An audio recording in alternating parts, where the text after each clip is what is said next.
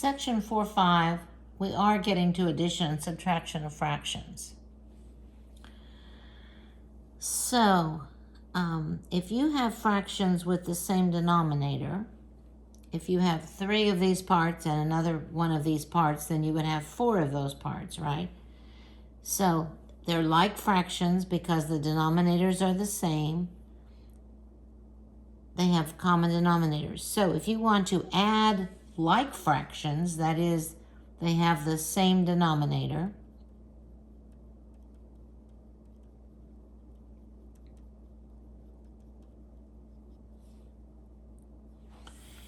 you add or subtract the top numbers and write the result over the common denominator or the common bottom number. And then you're going to always simplify to lowest terms if possible. So let's look at some of these. These are pretty easy. 1/4 plus 5/4 would be 6/4, right? We're going to keep this denominator and we're going to add the numerators. Now, this can be simplified. We know we can divide the numerator and the denominator both by 2. So 3/2 would be the answer that you'll find in the back of your book, or you can change that to 1.5 if you like. Either one's fine with me. 2/9 plus 4/9 would be how many ninths? 6? And again, we can simplify this. We can divide the numerator and the denominator both by 3. And you can check that on your calculator if you like. Next, we have 3 fractions. They're all 15ths. So we're going to add 2 plus 1 plus 7 would be 8, 9, 10. 10 15ths. And we can simplify that. We can divide the numerator and denominator both by 2. And we would end up with 5. Divide them both by 5. We would end up with 2/3. Sorry about that. Next, we have the same denominator, but we're adding these two, and then we're subtracting 4. So we would have 6 minus 4 would be 2 2/12. And we can simplify that by dividing both the numerator and denominator by 2. Next, we have 12ths, and we're subtracting all of these. And probably the best thing for us to do would be to change the subtraction to adding negatives, because we're going to end, well, we can do this. No, we can't. 7 minus 5 would be 2. Subtract 11 doesn't work. So we can think of the numerators as 7 plus -5 plus -11, all that over 12. We would have 16 negatives and 7 positives. And that would be what? 9 more negatives on the top over 12. And we can simplify 9/12 by dividing both of those by 3. And we would end up with -3/4 for our final answer. We're going to do the subtraction left to right, but if we change it to addition, we can do it in any order that we want, as long as we are in addition. So this next one, we've got the same denominator. And we've got 3x minus 2 on the top. Those are unlike terms, so we can't combine them. We just have to put that as our, I'm rocking the boat here. We have to put that for our numerator, 3x minus 2. I think there's one like this on the quiz. The next one, we have 7b for the denominator, and the top we have 4a minus 19. And again, we can't do anything to that subtraction because we have an a term and one without an a. So they're unlike terms, so we just have to write that as our numerator. Now let's take a look at addition and subtraction of unlike fractions. Here we get into several different steps. Step 1, we've got to find the least common denominator. That's the common multiple. And then you're going to change each of the unlike fractions to like fractions having this new denominator. Then we're going to add these two fractions just like we did up here and simplify to lowest terms if possible. So the first few I have actually found the least common denominator for you. In this case, it is 30. So we're going to change tenths into 30ths and 15ths into 30ths. So this would be, this is the way it's been written before. We're changing 1/10 to 30ths. We'll multiply by 3, top and bottom. So 1/10 is the same as 3/30ths. If we had 2 15ths and we wanted to change them into 30ths, 15 times 2 would be 30, 2 times 2 would be 4. So this would be 4 30ths. Now it's pretty easy. How many 30ths do we have? 3 plus 4 would be 7. And that's already in lowest terms, isn't it? The next one, we have 5 12ths plus 5 16ths. And I've helped you a little bit by telling you that the least common denominator would be 48. I think in a moment we're going to be finding that magic number. But here I kind of help you so we're only doing one step at a time. So we're changing 5 12ths to 48ths. So 12 times 4 would be 48. 5 times 4 would be 20. So this fraction has a different name. It's the same part of the whole. We just divided the whole into more parts, so we are talking about more parts. Here, we're changing 5 16ths into 48ths. 16 times 3 would be 48. 5 times 3 would be 15. So now we're multiplying. We're adding 20 48ths plus 15 48ths, which would be 35 48ths. And I think that's in lowest terms as well.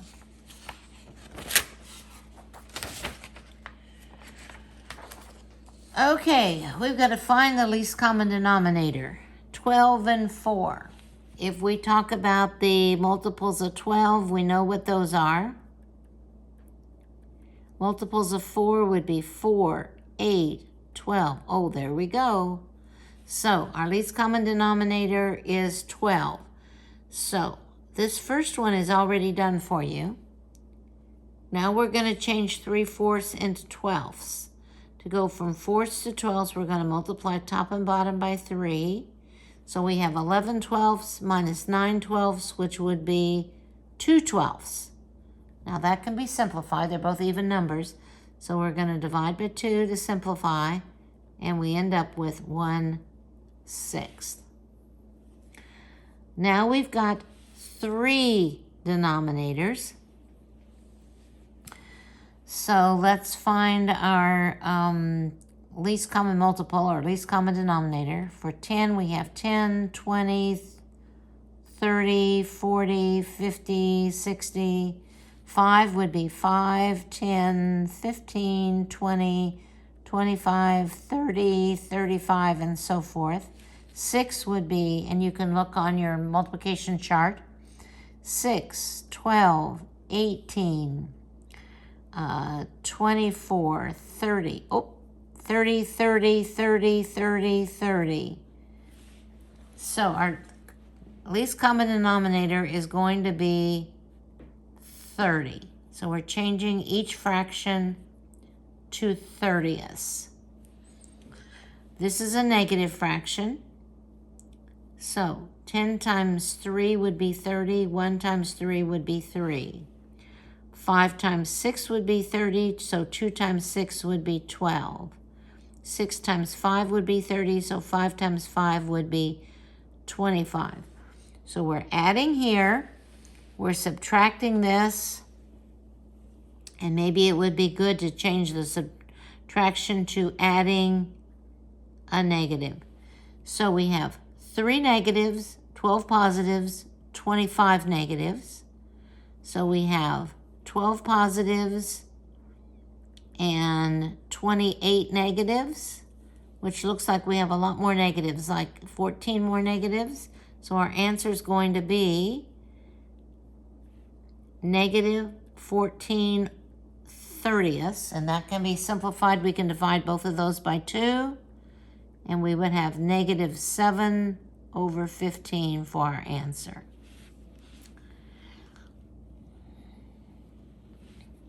I'm going to make this whole number a fraction, and now I'm going to find common multiples of 1 and 3. I know the multiples of 1 are 1, 2, 3, 4, 5, so we can actually use 3 as our denominator. This one's already done for you. To go from ones to thirds, we're going to multiply by 3, top and bottom. So 2 is the same as 6/3. So how many thirds do we have? We have 6 minus x. We have fourths and sixths. If we were to look on our multiplication chart, we would see that 12 would be our least common denominator. So 4 times 3 is 12, so 1 times 3 would be 3. 6 times 2 is 12, so 1 times 2 is 2. How many 12ths would we have? 3 plus 2 would be 5. I think we did one of these right here, so we know that the least common multiple or least common denominator would be 30. So 10 times 3 would be 30, 1 times 3 would be 3. 5 times 6 would be 30, so 2 times 6 would be 12. 6 times 5 would be 30, so 5 times 5 would be 25. So how many 30ths do we have? 15 and 25 would be what, 40? And we can divide both of those by 10 to simplify our answer, and we end up with 4/3. Again, this one, we can use 12 as our denominator because 12 is a multiple of 3. 3 times 4 is 12. 1 times 4 is 4. This one's done for you. So how many 12ths do we have? 4 minus 1 would be 3. That can be simplified. We can divide the numerator and the denominator both by 3. 1/4. We have 3, 4, and 6. I know that least common denominator would be 12. 3 times 4 is 12. 1 times 4 is 4. 4 times 3 is 12. 1 times 3 is 3. 6 times 2 is 12, so 1 times 2 is 2. So we have 4 minus 3, which is 1, plus 2, which would be 3. No, 1, yes, 3/12. Do the addition and subtraction left to right. This one, because we're not getting into subtraction where our answer is below 0, we can just do this with the numbers that are given. And we can simplify that by dividing numerator and denominator by 3, and we end up with 1/4. Okay, so we have 5 and x as our denominators. If I multiply 5 by x and x by 5, I have a common denominator. So I'm going to multiply the numerator by x, and I'm going to multiply the numerator by 5. So this is 15. So we have 4x plus 15 for our numerator over 5x.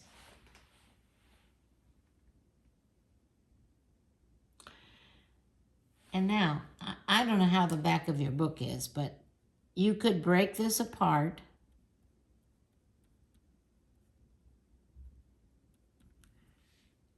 We've divided each of these by 5x. So when we look at this, we can divide both of these by x. So we have 4/5.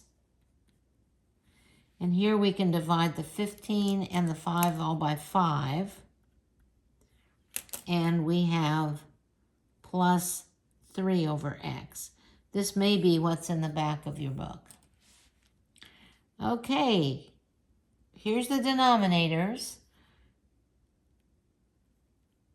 If I multiply this denominator by x, I get x squared. So this is our common denominator. I'm going to multiply both top and bottom by x. So our denominator is x squared, and our top would be 7x minus 3. And again, you can break this apart.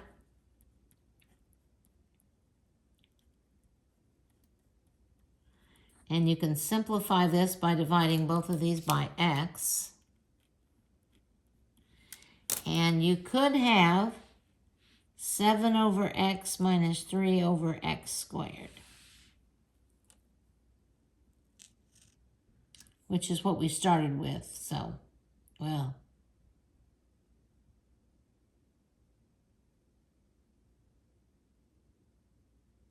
so that's kind of stupid. So I think this is probably the better answer, or this.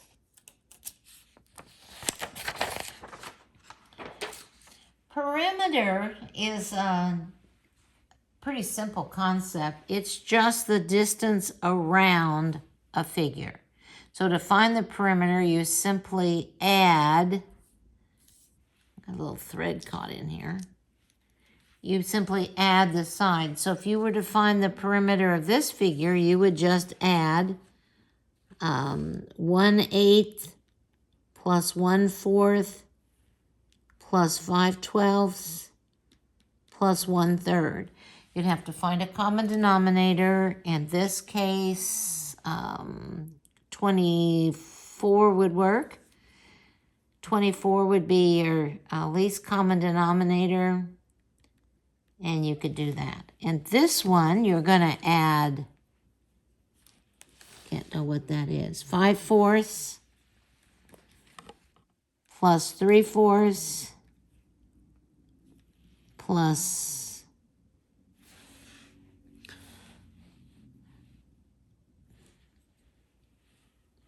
9/8 plus 3/2 plus 7/8. And 8 would be the least common denominator. And you would change this to 8s, this to 8s, this to 8s, this to 8s, and this is already 8s.